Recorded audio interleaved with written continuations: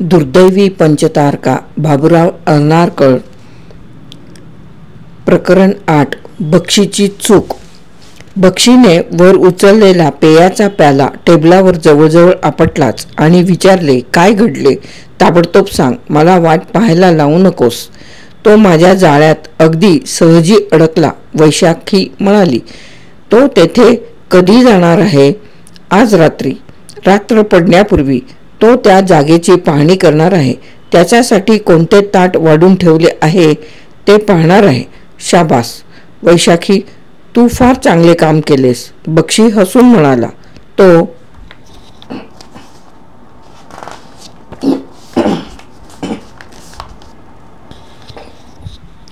तो किती वाजता तेथे जाणार आहे हे तुला माहीत आहे?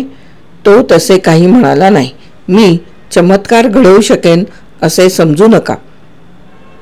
ती म्हणाली, मंचुराम कुठे आहे? त्याला मी चंद्रवदनाच्या घराची तपासणी करण्यासाठी पाठवले आहे. अरे देवा.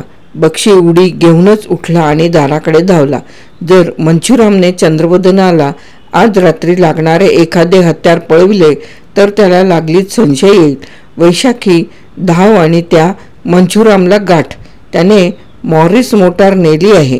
तो तुला कुठेतरी चंद्रवदनाच्या घरी आसपास सापडेल. त्याला सांग. बक्षी मोठ्याने ओरडून बोलत होता, पण त्याने केलेल्या चुकीचे काय परिणाम होतील हे वैशाखीच्या लक्षात आले होते आणि त्याचे बोलणे संपण्यापूर्वीच ती वेगाने धावत बाहेरही पडली होती. ती वेगाने मोटार चालवीत चौपाटीवर चंद्रवदन राहत होता त्या जागेकडे निघाली. तिने विल्सन कॉलेज जवळ वळण घेऊन मोटार चौपाटीच्या रस्त्यावर आणली आणि तिला समोरच ती मॉरिस मोटार दिसली. तिने जोरात करणा वाजवून मंचुरामचे लक्ष वेधले. त्याने आपली मोटार रस्त्याच्या एका बाजूला घेऊन उभी केली आणि तो तसे करीत असताना वैशाखी उडी घेऊनच आपल्या मोटारीतून बाहेर उतरली. काय झाले वैशाखी? मोटार चालविण्याच्या जागेवरच बसून मंचुरामने विचारले. तू त्याच्या जागेत जाऊन आलास? तिने अधीऱ्या स्वरात विचारले. अर्थातच, मंचुराम गर्वाने म्हणाला. तोच काळा पहाड आहे यात शंकाच नाही. मी त्या वस्तू पळविल्या त्यावरून तू त्या सर्व वस्तू पुन्हा पूर्वीच्या जागेवर नेऊन ठेव. ती जोरात म्हणाली. त्या नाहीशा झालेल्या दिसताच त्याला संशय येईल. तुला सूचना देण्यापूर्वी ते बक्षीच्या लक्षातच आले नव्हते. अरे देवा, हे अगदी खरे आहे. मी आपल्या हातून कोणती चूक झाली हे लक्षात आल्यानंतर मंचुरामची इतकी तिरपीट उडाली की काय बोलावे तेच त्याला सुचेनासे झाले होते. त्याने मोटार लागलीच चंद्रवदनाच्या गडाकडे वळवली. तिथल्या गल्लीजवळ पोहोचताच त्याने ती उभे करून मोटारीच्या पाठीमागल्या भागात असलेली छोटी बॅग खेचली आणि तो खाली उतरणार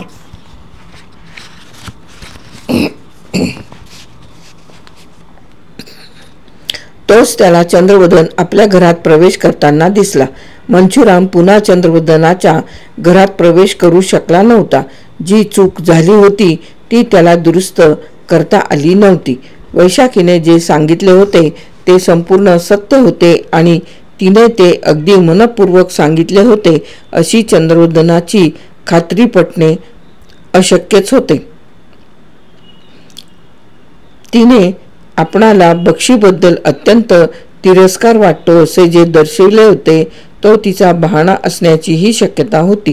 पण दुसऱ्या दृष्टीने पाहिले तर तिला त्या माणसाचा तिरस्कार करण्याचे योग्य कारणही होते. जर ती कोकेनच्या आहारी गेलेली नसती तर त्याला तिच्या त्या बोलण्याबद्दल स्वतःची खात्री पटवता आली असती.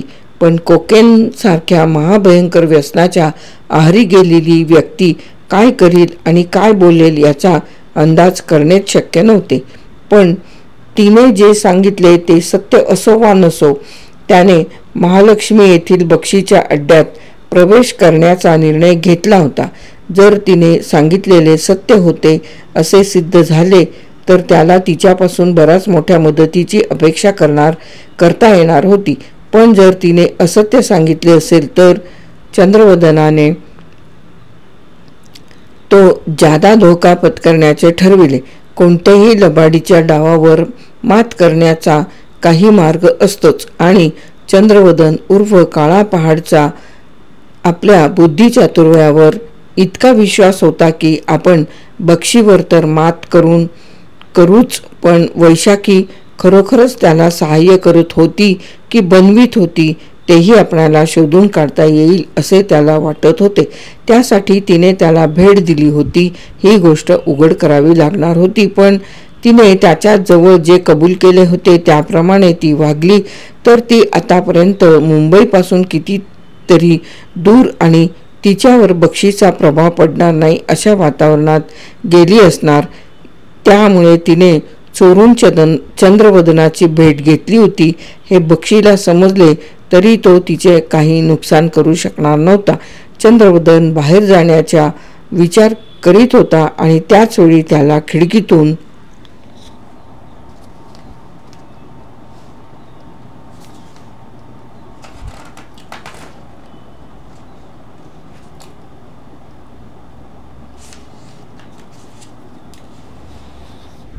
खिडकीतून सब इन्स्पेक्टर बारीकराव त्याच्या घराकडे येताना दिसला. बारीकराव काही सामान्य कामासाठी आला असेल किंवा त्याने महिपतरावांचा काही निरोप आणला असेल. तेव्हा आपण कामगिरीवर निघण्यापूर्वी त्यांची भेट घेणे योग्य होईल असे चंद्रवदनाने ठरवले. आणखी 3 मिनिटांनी त्याच्या पुढच्या दारावरील घंटीचा आवाज आला. कमिशनर साहेबांवर हल्ला करण्याचा चंद्रवदनाने पाठलाग केला होता आणि त्याने जे त्यासंबंधी निवेदन केले होते त्यावर त्याची सही घेण्यासाठी बारीकराव तेथे आला होता. चंद्रवदन, तुम्ही हे वाचा. काही चुकले असले तर ते दुरुस्त करा व नंतर सही करा. ते टाईप केलेले निवेदन पुढे करीत बारीकराव म्हणाला. चंद्रवदनाने ते निवेदन वाचले. त्यात दुरुस्त करण्यासारखे काहीच नव्हते. त्याने त्यावर सही केली आणि जे काही घडले ते फार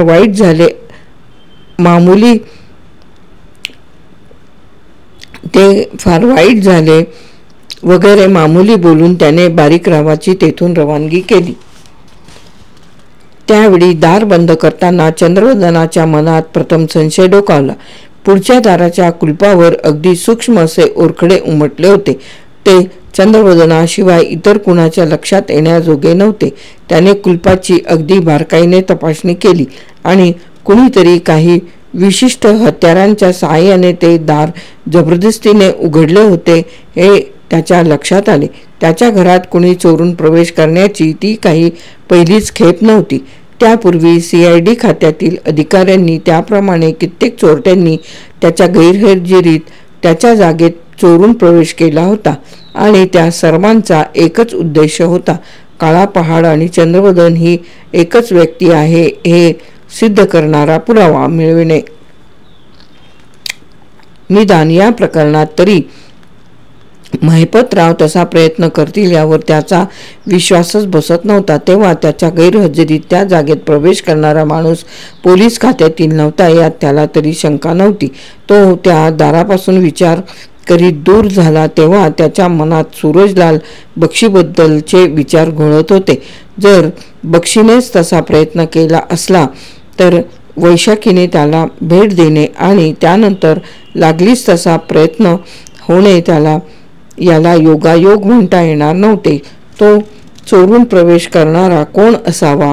चंद्रवदनाने खिशातील पिस्तुलावर हात ठेवूनच अतिशय सावधगिरीने आपल्या जागेतील सर्व खोल्या तपासल्या आणि आता त्या ठिकाणी कुणी नाही अशी त्याची खात्री झाली. अगदी शेवटी त्याने ज्यात तो काळा पहाडची हत्यारे ठेवीत होता तो फडताळातील गुप्त खण उघडला. बक्षीसारखा महाभयंकर कारस्थानी आणि खुनी माणूस काय करील याचा नेम नव्हता. बक्षीने त्या ठिकाणी ठरवलेल्या वेळी स्फोट होईल अशा प्रकारचा एखादा टाइमबॉम्ब लपविला असण्याचीही शक्यता होती. पण अशी काही संकटे असतात की जी टाळण्याचा प्रयत्न करणेही अधिक धोकेबाज असते. तसल्या संकटांना निर्भयतेने तोंड देणे हाच संकटमुक्त होण्याचा मार्ग असतो. चंद्रवदनाने अतिशय सावधगिरीने तेथल्या पडताळातील खण उघडला. तो खण रिकामा होता. तिथे त्याची हत्यारे नव्हती. त्याचा काळा रेशमी बुरखा नव्हता. त्याचे गॅसचे पिस्तूल नव्हते आणि तेथे ठेवलेला गॅसचा साठाही नव्हता. चंद्रवदन त्या रिकाम्या खणाकडे विस्फारित नजरेने पाहतच राहिला. त्या खणात ठेवलेली प्रत्येक वस्तू नाहीशी झाली होती. खात्रीने ते काम पोलिसांचे नव्हते. जर पोलिसांनी तो खण शोधून काढला असता तर त्यांनी त्यातील वस्तूंना हात न लावता तेथे नेण्याची वाट पाहत दबात धरून बसले असते आणि त्या पुराव्याच्या आधाराने त्यांनी त्याच्या हातात बेड्या घातल्या असत्या. चंद्रवदनाला त्या रहस्यमय प्रकाराच्या आड दडी मारून राहिलेला धोका अगदी स्पष्ट दिसत होता. त्याकडे दुर्लक्ष करणे शहाणपणाचे नव्हते. कुणीतरी चंद्रवदनाच्या जागेतून काळा पहाडाची हत्यारे चोरली होती. ज्याने ते काम केले होते त्याच्याजवळ आता चंद्रवदन हाच काळा पहाड आहे असे सिद्ध करणारा पुरावा होता. त्या पुराव्याचा पोलिसांना उपयोग करता येणार होता आणि इतरही करू शकणार होते. चंद्रवदन अगदी सावकाश उभा राहिला आणि आपल्या झोपण्याच्या खोलीतून बैठकीच्या खोलीत गेला. त्याने प्रथम थर्मासमधील कॉफी प्राशन केली. त्या प्रकारच्या धक्क्याने त्याचे मन बधीर बनले होते. नेहमीप्रमाणे आपण ती हत्यारे आपल्या गुप्त जागेत न ठेवता या ठिकाणी राहू दिली याबद्दल तो स्वतःलाच दोष देत होता. त्या रात्रीच्या कामगिरीसाठी ती हत्यारे आवश्यक असल्यामुळेच त्याने ती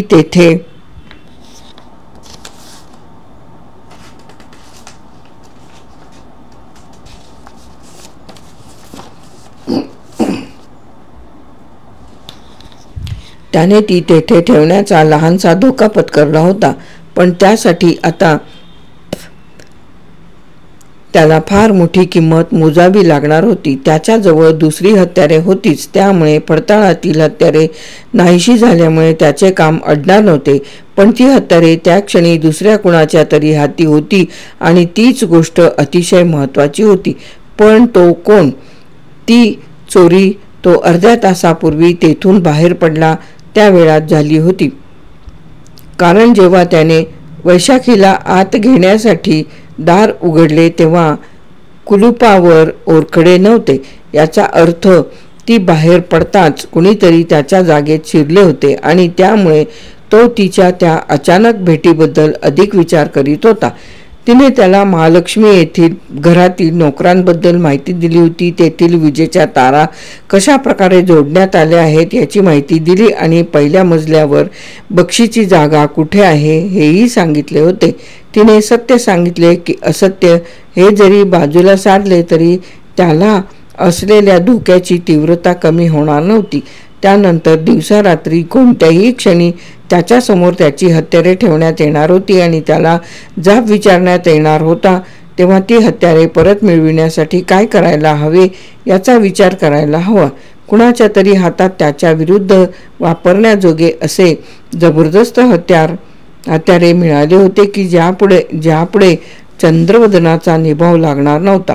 त्याने तो विचार बाजूला सारला आणि रिसिव्हर उचलून मानसिंगराव व रघुवंशींचा नंबर फिरवला. कुणीतरी अनोळखी आवाजाने त्याला उत्तर दिले आणि रघुवंशी बाहेर गेले आहेत असे उत्तर दिले. तू त्यांना माझा एक निरोप सांगशील काय? होय, पण साहेब तुमचा निरोप त्यांना केव्हा मिळेल याची मात्र मी खात्री देऊ शकत नाही. तू प्रयत्न कर आणि त्यांना शक्य तितक्या लवकर समजेल अशी काळजी घे, चंद्रवदन म्हणाला. किंचित घुटमळून तो पुढे म्हणाला, त्यांना सांग की आज रात्री पंचतारका प्रकाशित होणार आहेत. तुझ्या हे लक्षात राहील?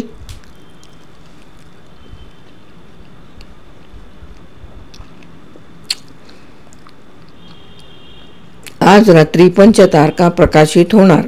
होय साहेब, हा निरोप मी कळवीन.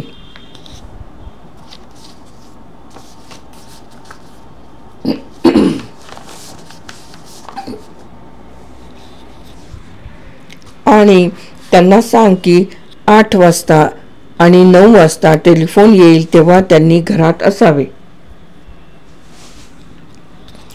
आणि त्यांना सांग की 8 वाजता आणि 9 वाजता टेलिफोन येईल तेव्हा त्यांनी घरात असावे. चंद्रवदनाने तो दुसरा माणूस काही बोलण्यापूर्वीच रिसिव्हर खाली ठेवला. त्यावेळी नुकतेच 7 वाजले होते आणि 8 वाजेपर्यंत घरातच बसून राहणे त्याला शक्य होणार नव्हते.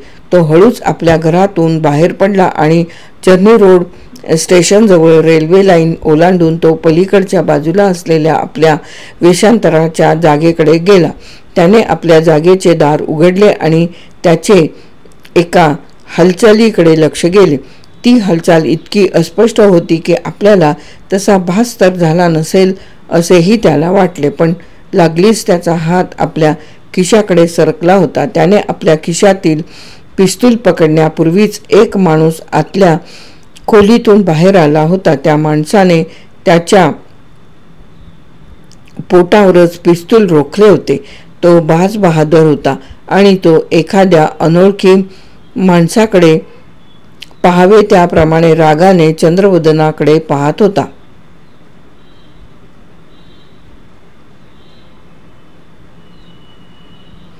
तू आत ये आणि तुझे दोन्ही हात उंच उचल. चंद्रवदनाने तसे केले. बाज बहादर पुढे सरकला आणि त्याने चंद्रवदनाच्या खिशातील पिस्तूल सफाईने काढून घेतले. तू पिस्तूल घेऊन येथे आलास, तू कोण आहेस? बाज बहादराने जोरात विचारले.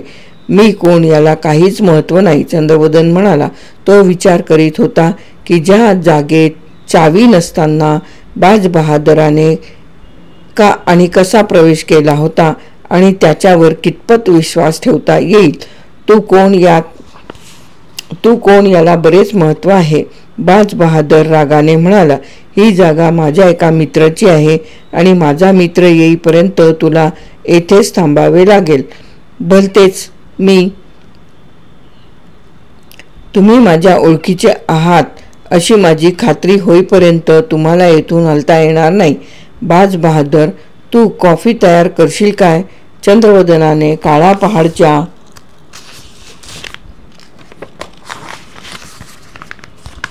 आवाजात विचारले. गेल्या रात्री तू कॉफी फार सुंदर केली होतीस. बाज बहादराचा चेहरा पाहण्यासारखा बनला होता. त्याच्या हातातील पिस्तूल खाली गळून पडले आणि तो अतिशय आश्चर्याने व विस्फारित नजरेने चंद्रवदनाकडे पाहत होता. नंतर तो म्हणाला, म्हणजे तुम्ही? ते तुम्हीच? होय, मीच, काळा पहाड. चंद्रवदन म्हणाला. पण तू या जागेत शिरलास कसा? महाराज, मी, बाज बहादर एका खुर्चीवर जोराने आपले अंग टाकीत म्हणाला. पण ते अशक्य आहे. तुम्हीच ते असणार कसं? पण होय, आवाज तसाच, उंची तशीच, तर मग ते तुम्हीच. ज्याने घोरपडेकडे माझी शिफारस केली होती त्या माणसाला मी येथे आणू शकणार नाही असा रिपोर्ट देण्यासाठी मी येथे आलो. तुम्हाला भेटणे माझ्या दृष्टीने अतिशय महत्त्वाचे होते, म्हणून मी आतच बसून तुमची वाट पाहण्याचे ठरविले. तुम्ही जेव्हा आत शिरलात तेव्हा मला धक्काच बसला, कारण तुम्ही नव्हता.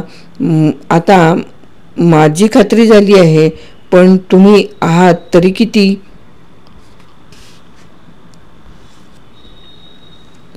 आम्ही अनेक आहोत आणि एकच आहोत, चंद्रवदन हसून म्हणाला. जेथे काळा पहाड तेथे चंद्रवदन. कधी कधी आणखीही कित्येक नावे घेतो. ठीक आहे महाराज, ते येथे नाहीत, तेव्हा मी तुम्हालाच माझा रिपोर्ट देतो, बाज बहादर म्हणाला. मला असे समजले आहे की घोरपडे कोणालाच आवडत नाही. तेव्हा त्याने एक विश्वासू माणूस हवा आहे असे कळविले तेव्हा त्यांना माझी आठवण झाली, कारण कोणताही धोका पत्करण्याची माझी तयारी असते. मला असेही समजले आहे की मला बोलावणे पाठवण्यापूर्वी घोरपडेने आणखीही कुणाला मदतीला बोलावले होते. चंद्रवदनाने कपाळावर आठ्या चढवला, पण तो काही बोलला नाही. महाराज, आणखी एक गोष्ट आहे, बाज बहादर पुढे म्हणाला. आज दुपारी मी तुम्हाला ज्याबद्दल घोरपडेने सांगितले आहे त्या महालक्ष्मी येथील घराजवळ गेलो होतो आणि तुम्हाला ज्या बाईचा फोटो घोरपडेच्या पाकिटात मिळाला तिला मी त्या घरातून बाहेर पडताना पाहिले. या बातमीचे तुम्हाला महत्त्व वाटते काय? महत्त्व तर आहेच, पण त्याबद्दल मला विशेष आश्चर्य वाटत नाही. चंद्रवदन गंभीर स्वरात म्हणाला. तिने माझ्याही घराला भेट देऊन माझा बहुमान केला आहे, पण महाराज, तिला अंमली पदार्थांची चटक आहे. तिच्यावर विश्वास ठेवू नका, कारण ती त्या काळ्या डोळ्यांच्या मंजुरांबरोबर फिरत असते. बाज बहादर म्हणाला. ती दोघे एकत्र राहतात? चंद्रवदनाने आता आश्चर्याने विचारले. तू त्यांना किती वाजता पाहिलेस? 6 वाजता, बाज बहादर म्हणाला. म्हणजे मला भेटण्याच्या थोडा वेळ आधी. चंद्रवदन स्वतःशीच विचार करीत म्हणाला. बाज बहादर, बोला महाराज, तू मला या प्रकरणात शेवटपर्यंत साथ देणार आहेस काय? महाराज, मी तुम्हाला मदत करण्यासाठी तर येथे आलो आहे. मी सर्व प्रकारे तुम्हाला मदत करीन. तुम्ही मदत केली नसती तर मी जिवंत नसतो. या गोष्टीचा मला विसर पडणार नाही. तुमच्या स्वरूपात देव माझ्या मदतीला धावला. काळा पहाड म्हणजेच काळा पहाड. महाराज, मला जगायचे आहे, कारण जगावर माझे अद्याप प्रेम आहे. तुमच्या मनात काही कल्पना आली आहे काय?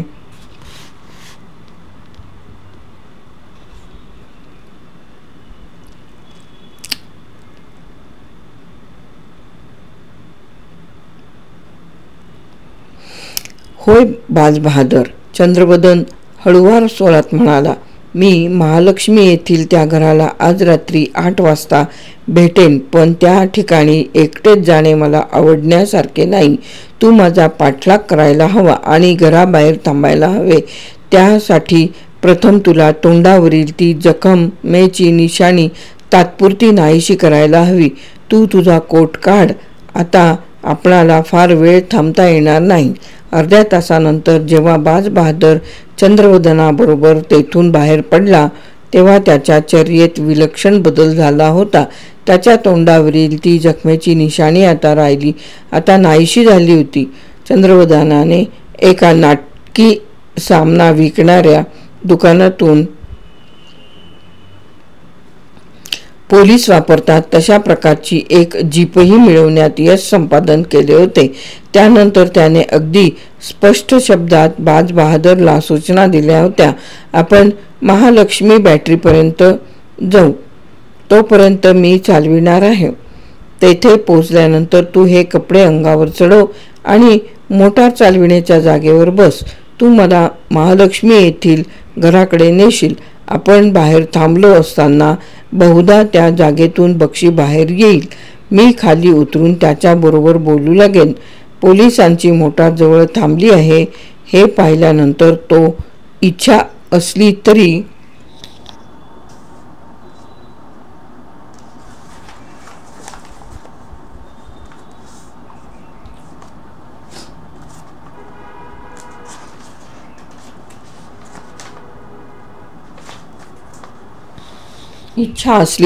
काही मूर्खपणा करणार नाही.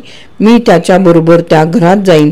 मी तेथून एकटाच बाहेर पडण्याचा प्रयत्न करीन, पण कदाचित बक्षीही माझ्याबरोबर असेल. त्यावेळी तू त्याचा पाठलाग करण्याच्या तयारीत असले पाहिजे. तुम्ही आपल्या मोटारीने येणार नाही काय?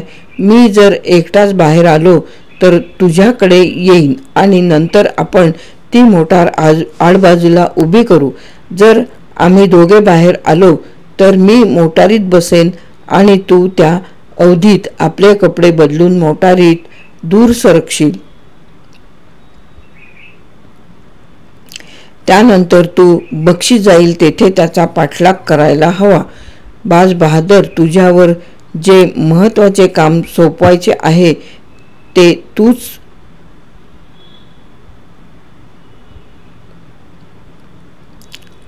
बाज बहादर, तुझ्यावर जे महत्त्वाचे काम सोपवायचे आहे तेच. तू त्याचा अत्यंत चातुर्याने पाठलाग करायला हवा. त्याला तुझ्या नजरेआड होऊ देता कामा नये. महाराज, माझीही त्या बक्षीला भेटण्याची फार इच्छा आहे. बाज बहादर म्हणाला. त्याचा पाठलाग करणे ही माझ्या दृष्टीने अतिशय आनंदाची गोष्ट आहे. चंद्रवदनाच्या घड्याळात बरोबर 8 वाजताच तो मोटारीतून खाली उतरला आणि चालत त्या रघुवंशी उर्फ बक्षीच्या घराकडे गेला. 10 मिनिटे तो घराबाहेर उभा राहिला, पण बक्षी त्याला दिसला नाही. कदाचित तो माणूस तेथे आधी आला असावा किंवा त्याला चंद्रवदनाचा निरोपच मिळाला नसावा. एक गोष्ट मात्र निश्चित होती की पंचतारका त्या रात्री प्रकाशतील असे कळविल्यामुळे तो शक्य त्या त्वरेने आल्याशिवाय राहणार नव्हता. एका काळा पेहराव करणाऱ्या माणसाने बड्या घरातील नोकराच्या ऐटीने दार उघडले. चंद्रवदन पुढल्या दिवाणखान्यातून जिन्याकडे गेला. चालताना तो आजूबाजूवरून नजर फिरवीत होता. त्याला जे दिसत होते त्यावरून वैशाखीने त्याला त्या जागेसंबंधी दिलेली माहिती तंतोतंत बरोबर होती असे दिसत होते. तो निष्कारणच तिचा संशय घेत होता काय? नोकराने त्याला एका बंद दाराजवळ नेल्यानंतर तो म्हणाला, ठीक आहे, आता मला तुझी गरज नाही. तुझ्या मालकाला वर्दी देण्याची काहीच जरुरी नाही. नोकर काही बोलण्यापूर्वीच चंद्रवदनाने मूठ फिरवली. त्याला बक्षी एका सुंदर टेबलाजवळ बसलेला दिसला. ती खोली फार मौल्यवान सामानाने सजवलेली होती.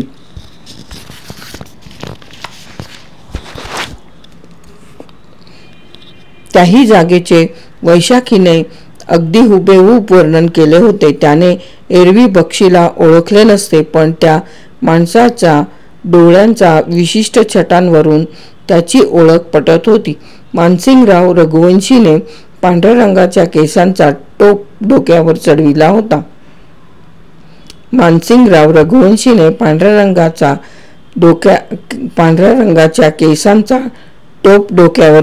होता.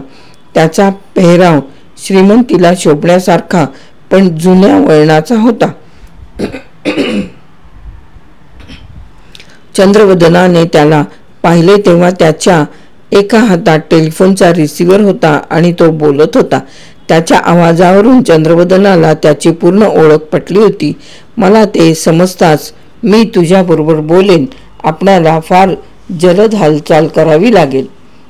हे बोलत असतानाच त्या जागेत कुणीतरी आले आहे हे बक्षीच्या लक्षात आले होते आणि टेलिफोनचा रिसिव्हर तोंडापासून काही इंचावर पकडून तो दाराकडे टक लावून पाहत राहिला.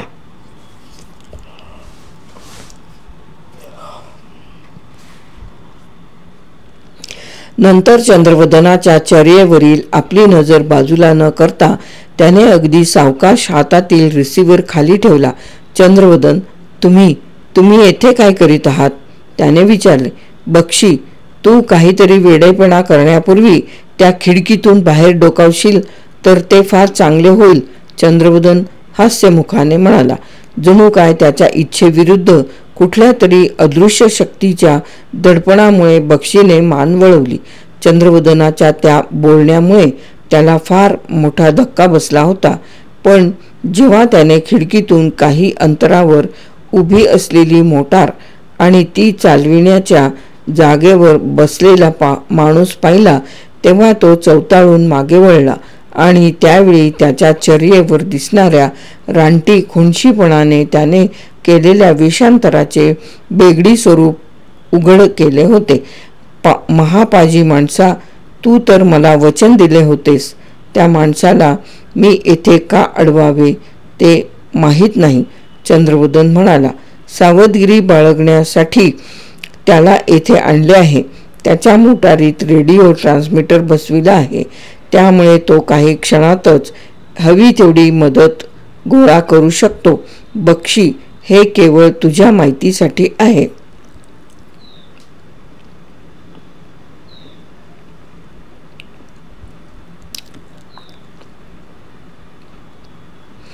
स्वतःवर ताबा मिळविण्याचा आटोकाट प्रयत्न करीत बक्षी अगदी सावकाश आपल्या खुर्चीवर बसला. नंतर त्याने बऱ्याच आत्मविश्वासाने बोलण्यास सुरुवात केली.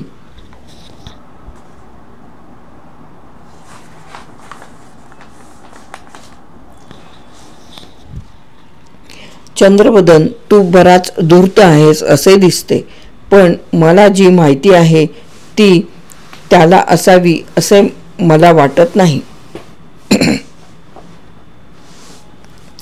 त्याला जर तुझ्याबद्दल सर्व माहिती असती तर तू यावेळी येथे बसला नसतास, तुरुंगात असतास.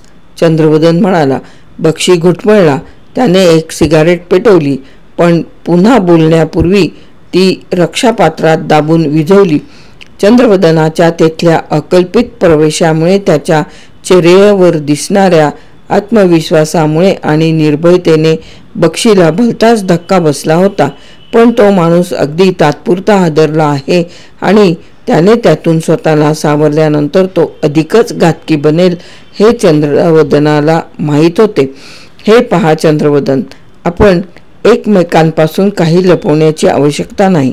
मी आज संध्याकाळी तुझ्या घराची तपासणी करण्यासाठी माझा एक माणूस पाठवला होता आणि त्याला जे काही सापडले ते अतिशय कुतूहलजनक आहे. बक्षी, या माहितीबद्दल मी तुझा आभारी आहे. हेच तर ऐकण्यासाठी मी येथे आलो आहे, चंद्रवदन शांतपणे म्हणाला. बक्षी मोठ्याने हसला आणि म्हणाला, चंद्रवदन, तू जर विचार करशील तर तुझ्या लक्षात येईल की मी तुला धमकी द्यायला हवी. काळा पहाडला मुद्देमालासकट पकडण्यात आले तर पोलिसांना अत्यानंद होईल आणि तूच एका पोलिसाला येथे घेऊन येतोस यावरून तुझी हिंमत और आहे असे म्हणावे लागेल. बक्षी, तू स्वतःला जे माहीत आहे असे समजतोस ते आणि सत्य दोन्ही दोन अगदी वेगवेगळ्या गोष्टी आहेत. चंद्रवदन सहज स्वरात म्हणाला.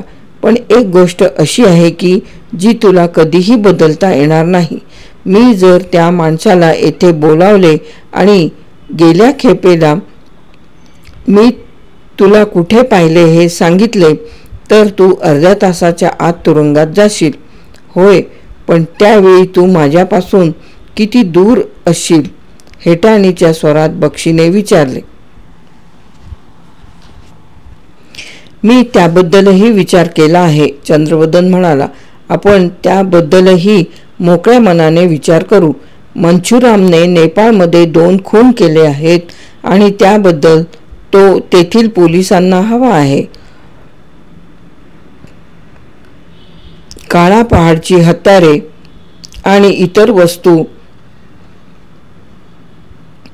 त्याला माझ्या घरात मिळाल्या असे तो शपथेवर सांगेल, पण त्याच्यासारखा खुनी माणसाच्या शब्दांवर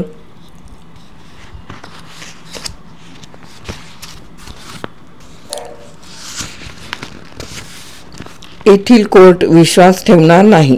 शिवाय मला बदनाम करण्याच्या हेतूने मुद्दाम तो बनावट पुरावा माझ्या जागेत लपविला असावा असे मी म्हणू शकेन, ते वेगळेच.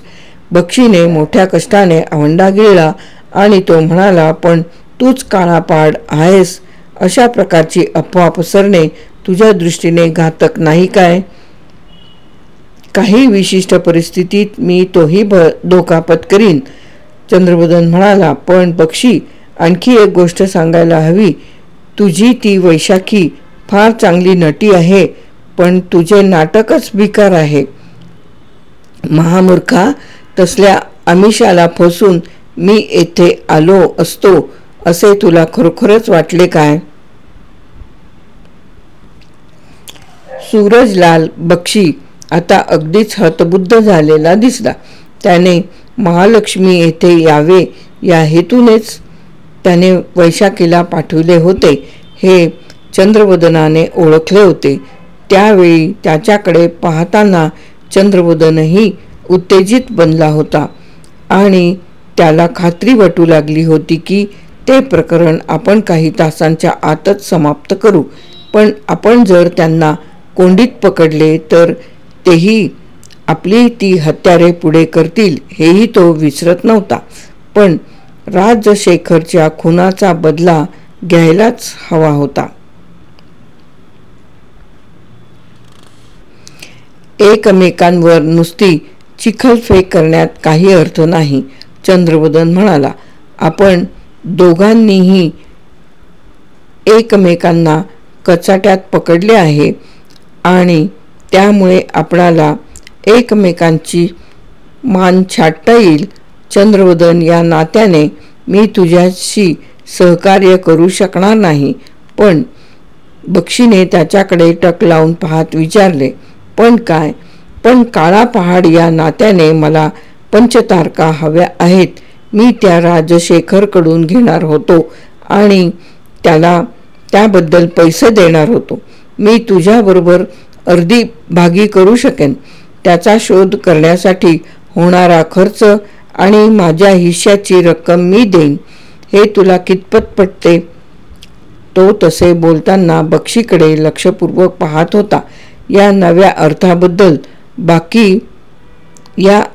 अर्थाबद्दल बक्षी विचार करीत होता आणि क्षणभरच त्याच्या नजरेत अशी काही लबाडीची चमक चमकली की त्यावरून त्याच्या मनात फसवणुकीची काही कल्पना आली असावी हे चंद्रवदनाने ओळखले. चंद्रवदन, आता तू मुद्द्यावर बोलू लागलास.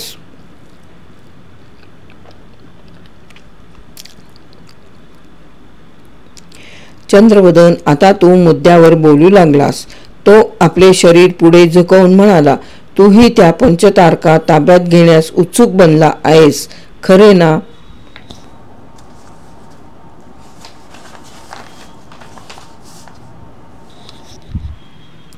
होय. चंद्रवदनाने वरकरणी आपली चर्या निर्विकार राहू दिली होती, पण तो मनातून उत्तेजित बनला होता. बक्षीला बाकीचे हिरे कुठे आहेत हे माहीत नाही अशी त्याची खात्री होती, पण त्याच्या त्या तर्काला कोणत्या ना कोणत्या प्रकारे त्याला दुजोरा मिळवायचा होता. ठीक आहे, बक्षी म्हणाला, काळा पहाड, मला जर ते हिरे कुठे आहेत हे समजले तर मी तुला त्याबद्दल माहिती देईन अशी खात्री बाळग.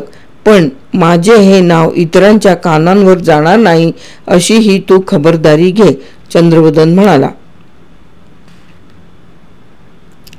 तो मैत्रीचा करार ठरल्यानंतर त्याने बक्षीबरोबर हस्तांदोलन केले नाही आणि बक्षीही तशी अपेक्षा करीत नव्हता. चंद्रवदन तेथून बाहेर पडला आणि बाज बहादरच्या शेजारी बसला. बाज बहादराने मोटार सुरू केली. मुख्य रस्त्यावरच्या वळणावर पोहोचताच बाज बहादर घुटमळत म्हणाला, मी आता खाली उतरायचे काय? होय, तू कपडे बदलून खाली उतर आणि शक्य झाले तर टॅक्सी मिळव. बक्षी तेथून वरळीपर्यंत पायी जाईल असे मला वाटत नाही. मी बरोबर 2 मोटारी घ्यायला हव्या होत्या. महाराज, काळा पहाडलाही सर्व गोष्टींचा विचार करणे शक्य होणार नाही, पण ती पहा, एक टॅक्सी याच बाजूला येत आहे. बाज बहादर अंगावरील पोलीस ड्रायव्हरचा वेश त्वरेने उतरीत म्हणाला. पण महाराज, तुमचे काम यशस्वी झाले काय? चंद्रवदन हसून म्हणाला, आज रात्री मी त्याच्या या जागेला पुन्हा भेट देणार नाही अशी बक्षीची पूर्ण खात्री झाली आहे. पण त्यामुळे आपला फायदा काय?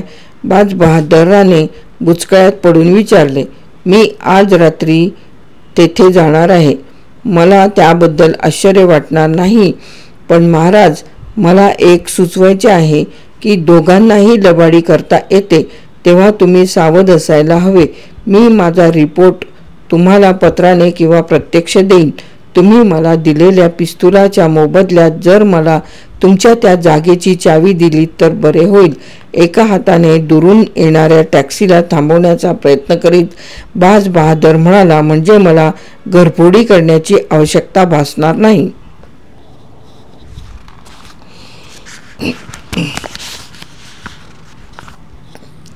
चंद्रवदनाने त्याला एक चावी दिली आणि तो हसतच ती जीप चालवीत पुढे निघून गेला. बाज बहादर टॅक्सी ड्रायव्हर बरोबर बोलत होता. त्याचवेळी सूरजलाल बक्षी टेलिफोनवरून बोलत होता. मंचुराम, तोच काळा पहाड आहे यात मुळीच शंका नाही, पण आपण 1-2 दिवस त्याला हात लावणार नाही. अर्थात तू त्याच्यासाठी जी व्यवस्था केली आहे त्यात बदल करायचा नाही. पण उशीर का लावायचा? मंचुरामने नाखुशीने विचारले. कारण तो आपणासाठी 1-2 कामे करू शकेल. बक्षी हसत म्हणाला, बाकीचे हिरे कुठे आहेत हे शोधून काढणारा या मुंबईत जर कोण असेल तर तो एक काळा पहाडच. तो पुन्हा या घरात येणार नाही. पण जर तो आलाच तर त्याला भलताच धक्का बसेल. एक गोष्ट मात्र निश्चित आहे की तो इतक्यातच मरता कामा नये. तू मोटार घेऊन ये. मंचुराम बरोबर बक्षी मोटारीने महालक्ष्मी येथून आपल्या वरळीच्या गुप्त ठिकाणाकडे गेला.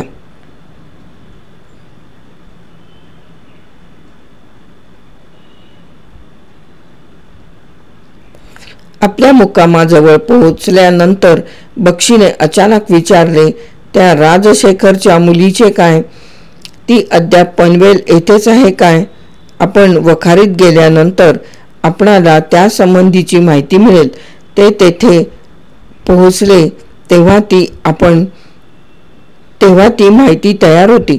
लिफ्टमधून खाली जाताना मंचुरामने ती वाचली आणि तो रागाने म्हणाला, ती तेथून निघून गेली. गेली? कुठे गेली? बक्षीने संतापाने विचारले. तुम्ही पुन्हा त्या पाजी चंद्रवदनाचेच आभार मानायला हवेत. मंचुराम तिरस्काराने म्हणाला. ती चित्रपूरच्या राणीच्या भाचीबरोबर चंद्रवदनाच्या खास मैत्रिणीबरोबर खंडाळ्याला गेली आहे. खंडाळ्याला त्या राणीचे घर आहे. चंद्रवदना बरोबर पनवेल येथे गेलेली 2 माणसे दुसऱ्या मोटारीने त्यांचा पाठलाग करीत होती आणि त्यांच्यावर नजर ठेवीत होती. क्षणभर विचार करीत बक्षी म्हणाला, तू चिंता करू नकोस. आपण लवकरच तिच्याकडे नजर वळवू.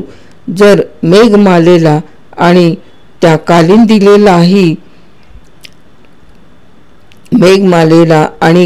कालिंदीलाही आपण आपल्या ताब्यात घेतली तर चंद्रवदनाला आपण हवे तसे वाकवू शकतो. मंचुराम, तू तसे करशील?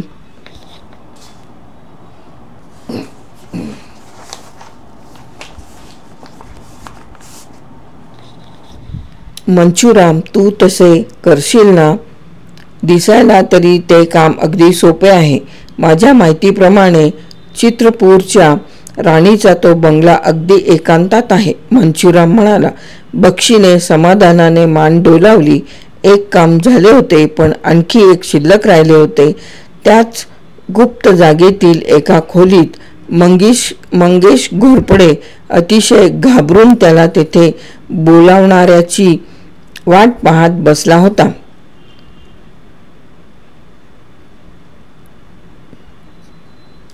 वैशाखीने त्याची भेट घेतल्यानंतर त्याला येथे बोलवण्यात आले होते आणि ते मृत्यूचेच बोलावणे होते. पण घोरपडेला मात्र अद्याप जगण्याची आशा होती. आणखी 15 मिनिटांनी घोरपडेचा मृतदेह एका पोत्यात बंद करण्यात आला होता आणि लोखंडी वजने बांधून ते पोते समुद्रात बुडविण्याची तयारी करण्यात आली होती. तेही काम आटोपल्यानंतर बक्षीची चर्या अतिशय क्रूर व खूनशी दिसत होती. तो मंचुरामला म्हणाला, त्या दोन्ही पोरींना ताब्यात घे. कुतूहलाने त्याच्याकडे पाहत मंचुराम म्हणाला, पण तुम्हाला ते हिरे कुठे आहेत हे माहिती आहे काय? या प्रकरणात अनेक चमत्कारिक प्रकार घडत आहेत हे मला माहीत आहे. बक्षी म्हणाला, मला त्या 2 तरुणी आणि चंद्रवदन हवा आहे. मंचुराम, त्वरेने तुझे काम सुरू कर. आता आपणाजवळ जास्त वेळ नाही.